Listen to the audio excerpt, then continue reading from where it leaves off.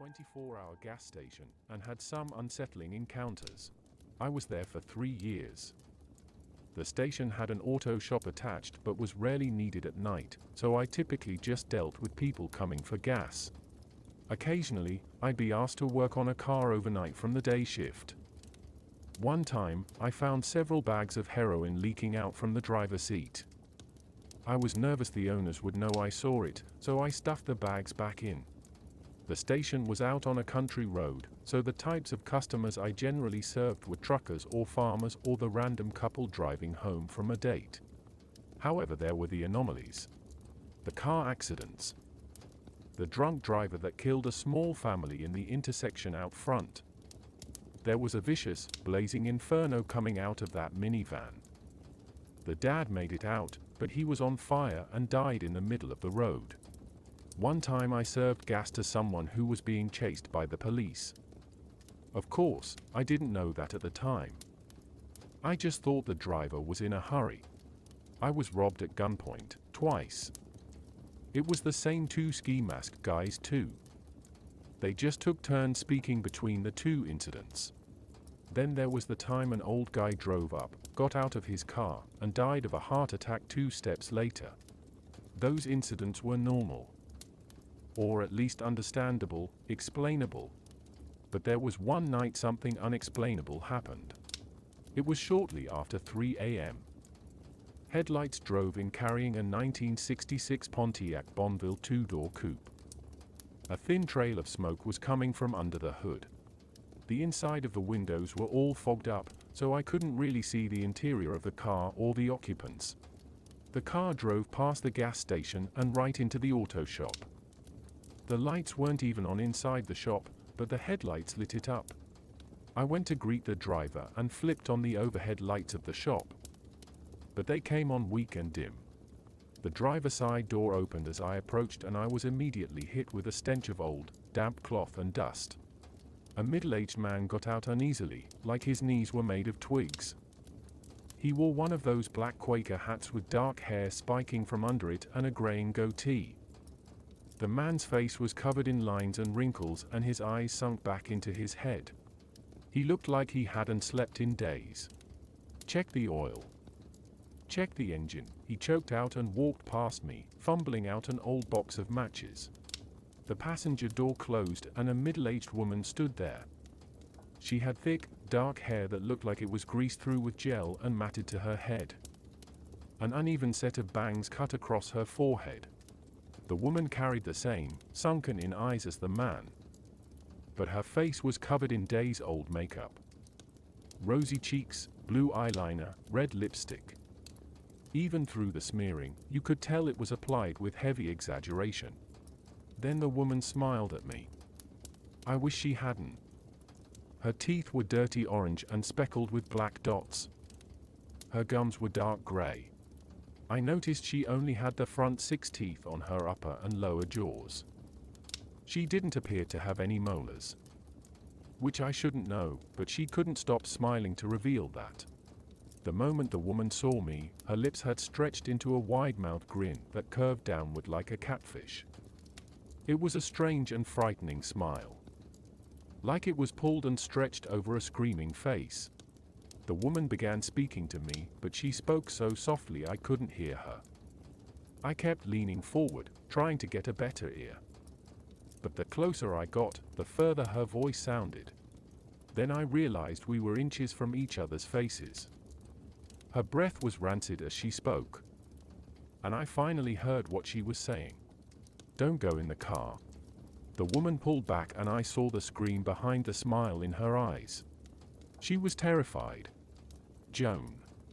The driver was already outside the auto shop, lighting up a dirty-looking home-rolled cigarette. The woman, Joan, followed him. She looked back, continuing to smile, but her eyes told a story of desperation and horror. They gave me chills and I was happy the two were going to wait outside. I watched the strange couple walk down to the edge of the gas station where it made up the corner of a quiet, country intersection. I turned to the car, not really sure what to do. After I couldn't get under the hood, I figured there was a release latch under the steering wheel. I went to the driver's side door and saw the window was down. I leaned in through the window and searched and fumbled until I found the latch. I flicked it open and saw the hood pop up. As I was pulling myself out, a thought struck me: the window was up when the man drove in. It was up when he walked off. How did it get down? Then my eyes caught the rearview mirror. And what was in the back seat? There was a little boy staring at me. He sat calmly in the middle seat with his seatbelt still on. He had a strange, swirling facial scar that reminded me of a boy I went to grade school with named Johnny Walkins. He'd been attacked by a dog when he was little and large portions of his face were horrendously scarred. That's what this boy looked like. And he had something that looked like mud and dirt smeared around his mouth and chin. The same smears were on his hands and wrists. The boy wore old, dirty overalls and a flannel shirt underneath. His eyes were locked on me.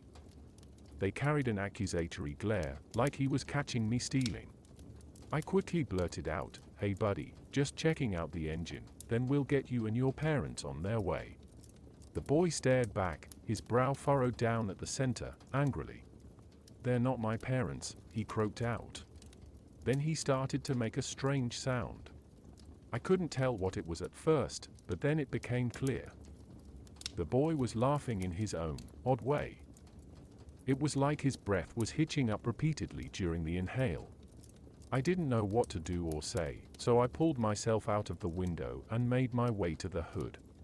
I looked out and saw Joan and the man were still at the corner, smoking and arguing.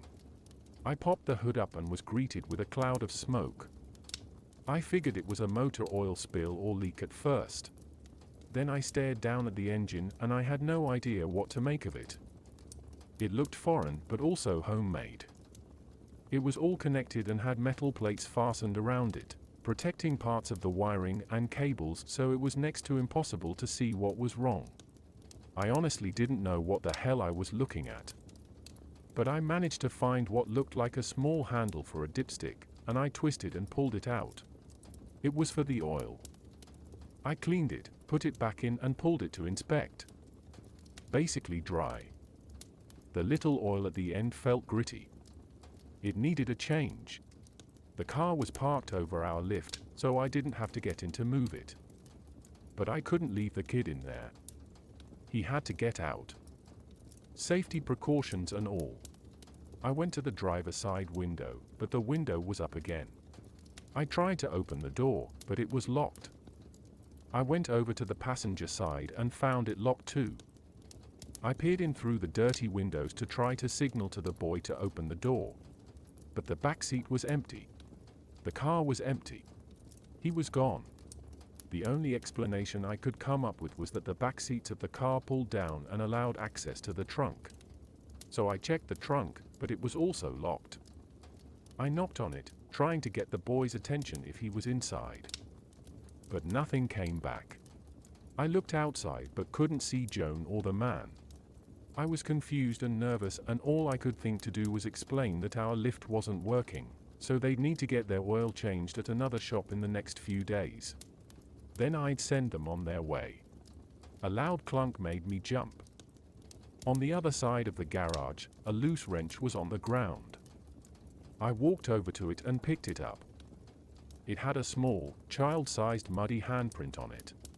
And suddenly, that odd laugh echoed out from somewhere in the garage.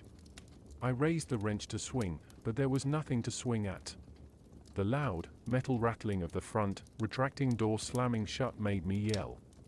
I went over to inspect the now shut door, but as I did, the retracting metal doors at the back slammed shut as well. At this point I figured the kid was messing with me, so I called out to him, telling him playtime was over and to come on out. Then the power went out. The garage was completely black. Not a single window could be seen. I tried to open the front metal gate, but it wouldn't budge. Like it was welded shut. More metal tools clanged against the ground. One slammed against the metal door, right beside my head. And another. The boy's hitched laughter croaked out from somewhere in the dark of the shop. I couldn't see anything, but knew the layout of the garage inside out and backwards. There was a flashlight on the far end of the wall to my right. There were shelves along the wall and a wide workbench I could follow. I moved along the metal door to the wall and found the edge of the bench. The boys' laughter got louder, echoing through the garage. It stopped sounding human though. It was more hyena-like. And the source of the laughter was getting closer to me. With it, I felt a hot, rotten breath assaulting my nostrils. It followed me along the bench and towards the end of the wall. Through laughing, the boy quietly repeated, "I'm gonna find YA, I'm gonna find YA." My foot hit what felt like a ratchet wrench, which loudly skittered across the metal grating on the floor. "Was that you?" the boy squealed out. Realizing I still had the wrench in my hands I first picked up, I threw it across the garage, hoping to hit the back wall and cause a distraction. It left my hand, but it never landed. "There you are," the voice called out through laughs. Something shuffled behind me. I hit the end of the bench and reached up, knocking over multiple tools and causing a series of loud crashes. But I didn't care. I felt the flashlight grip and turned it on, spinning and pointing the light behind me. I wished I hadn't. The boy was 2 feet from me. I only saw his face for a moment, but that was enough. The boy's facial scar had unraveled, like layers of extra skin in some strange face scarf covering. Only the fleshy layers were actually attached to him, and contained rows of needle-like teeth on the inside. When the skin flap opened, it tripled the original diameter of his mouth. I screamed and fell backward. I expected to hit the ground and immediately have the boy's frightening mouth biting down on my face or neck. I hit the pavement outside the garage instead. The lights of the gas station poured over me. I looked back into the garage from my back. The lights were on. The metal door was open. The Bonneville was still and silent. Windows closed and clear. Footsteps approached from behind me. I scrambled up and turned to see Joan, and the man had returned. He flicked his cigarette butt and approached me and mumbled, "How much?" I couldn't speak. My lower jaw moved, but all I could stammer out was, "Don't worry about it." The man shrugged and walked back to the car.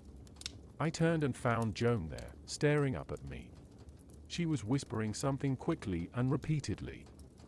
I leaned in and heard it clearly. "You shoulda listened, you shoulda listened, you shoulda listened." The man called out from the car, snapping Joan back to him. Still smiling, Joan shook her head at me, tears rolling down her cheeks in dark smears. She walked back to the car and got in. The Bonneville started up and drove past me. The windows were no longer blurred by fog, so I could see inside clearly. I saw the man staring straight ahead. Joan, sitting passenger beside him, smiled out at me with worried eyes. Then I saw the back seat. It was empty. The boy was gone. I was so afraid, I locked the garage and the gas station, checked my car, then got in and drove for an hour before stopping. I called my boss and told him I was violently ill and had to lock up early. He was less than impressed, but I didn't care. I couldn't go back there. And I didn't. I gave my 2 weeks and called in sick for each shift. I never went back to the garage and try to avoid gas stations at night now. But it's not just that. Now, whenever I hear someone laugh, I hear the boys laugh. That same odd upward hitch. No matter the person, every giggle or cackle comes out the same. And sometimes it turns into that higher-pitched hyena cackle. It's been happening more and more. It feels like one of those flus that start slow and take their time weakening your immune system before leveling you. Then tonight happened. I came home and there was a small, muddy handprint on the door handle of my apartment. There was one on the inside too.